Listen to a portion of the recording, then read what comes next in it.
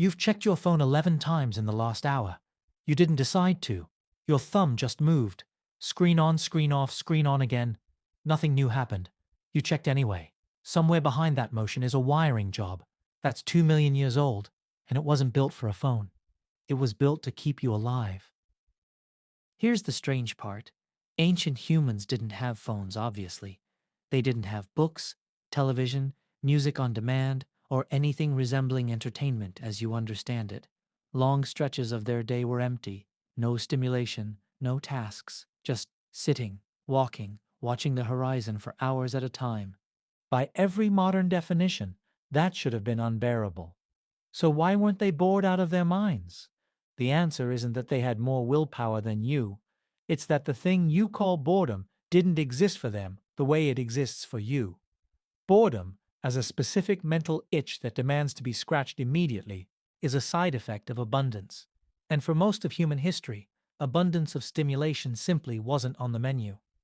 Anthropologist James Suzman spent years living among the Juhwansi, a hunter-gatherer people in southern Africa. Documented something that upends the modern image of prehistoric life as a constant, grinding struggle. Suzman found that many hunter-gatherer societies worked far fewer hours than people in industrial economies. Food was gathered, shelter was maintained, and then there was time left over. A lot of it. You'd think all that spare time would have bred restlessness. It didn't. Instead, it was filled with something your brain still craves but rarely gets. Unstructured social contact, talking, storytelling, grooming in the social sense. Checking in on each other, resolving small tensions, reinforcing bonds. Idle time wasn't empty. It was doing something, just not something that looked like a task.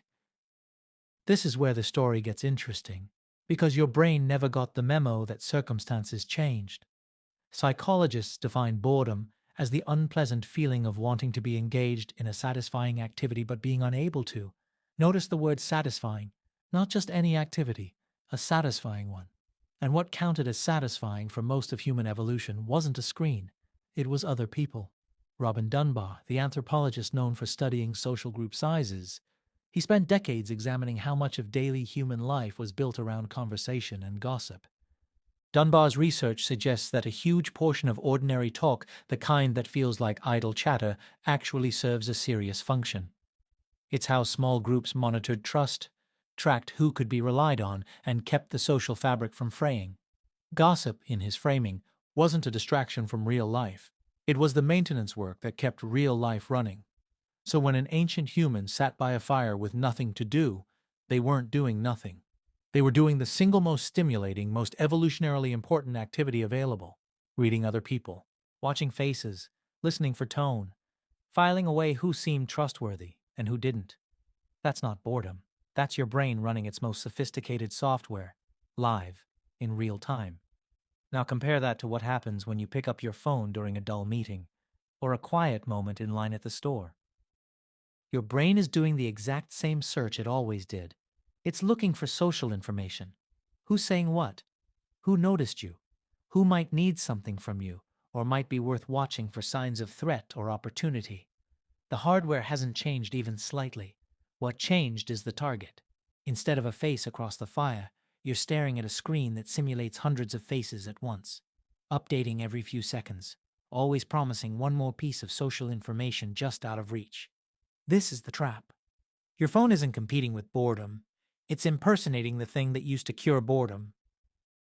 There's a term for what your phone triggers: variable reward. Psychologist B.F. Skinner demonstrated it in a lab using pigeons and levers nearly a century ago. A pigeon that gets a food pellet every single time it presses a lever will press it steadily, then stop once it's full. But a pigeon that gets a pellet unpredictably, sometimes yes, sometimes no, no clear pattern, will press that lever obsessively, far past the point of hunger.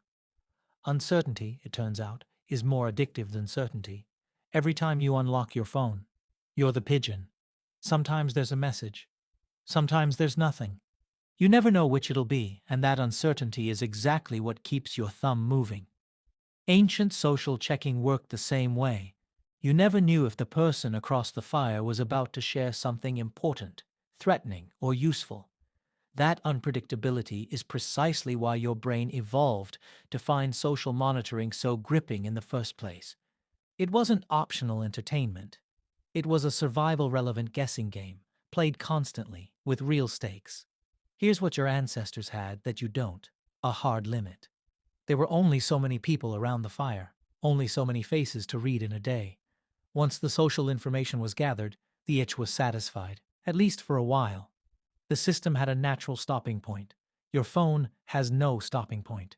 It manufactures an infinite number of faces, an infinite scroll of social information that never runs dry and never resolves. You can check it 1,000 times and there will always be one more update, one more notification, one more thing that might be waiting. The ancient system for detecting "is there anything new I need to know" was built for a world with maybe 40 people in it. You're running that exact system against a world with billions. This mismatch has a name among researchers who study modern behavior through an evolutionary lens. Evolutionary mismatch.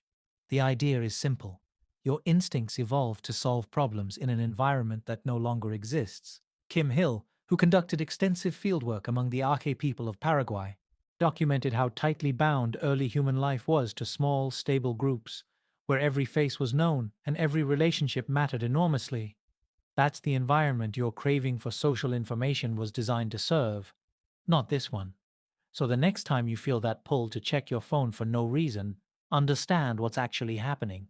You're not weak, you're not addicted in some unique, personal, shameful way that no one else struggles with. You're running an ancient, finely tuned survival instinct in an environment engineered specifically to exploit it. The apps on your phone were built by people who understand variable reward better than most psychologists. They didn't create a new craving. They found the oldest one you have and gave it an endless supply of fuel. There's a quieter question hiding underneath all of this, and it's worth sitting with. What did it feel like to have that craving actually satisfied? Not stimulated endlessly, not dangled in front of you forever, but satisfied, full, complete, finished for the day. Ancient humans knew that feeling. Their social world had edges. It filled up and then it stopped. Yours doesn't have edges anymore, and maybe that's the real cost of the trade. Not that you're more distracted than your ancestors were. It's that you may have lost the experience of ever feeling done. You checked your phone 11 times in the last hour. You didn't decide to. Your ancestors would have understood exactly why. They just never had a lever that let them press it forever.